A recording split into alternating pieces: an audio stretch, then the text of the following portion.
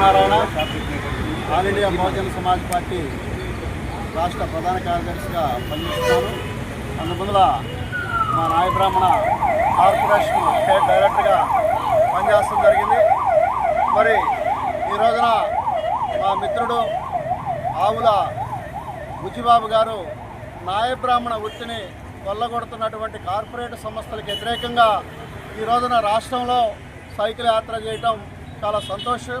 ఎందుకంటే నాయ బ్రాహ్మలు గత పూర్వకాలం నుంచి కూడా గ్రామాల్లో ఒక గ్రామంలో మంగళ లేకపోతే ఆ గ్రామంలోకి వెళ్ళి సర్వీస్ చేయటం జరిగేది. ఆ సర్వీస్ కూడా ఎట్లంటే డబ్బులు ఉండేవి కదా, అప్పుడు సంవత్సరం పొడుగుతా చేసి వారిచ్చిన ఒడ్లు తీసుకొని బతికి వాళ్ళని ఆ గ్రామంలో అన్ని కులాల వారిని కూడా సమానంగా చూసి వాళ్ళకి పుళ్ళుండా వాళ్ళకి గెచ్చుండా కూడా చేసి ఆరోగ్యవంతులుగా చేసినటువంటి ఈ నాయ బ్రాహ్మణ వృత్తిని కొల్లగొడటం జరుగుతుంది. ఈ రోజున ఈ వృత్తిని కాపాడుకోవాల్సిన అవసరం నాయ బ్రాహ్మణులకు ఎంతైనా ఉందని చెప్పేసి ఈ సందర్భంగా తెలియజేస్తాం.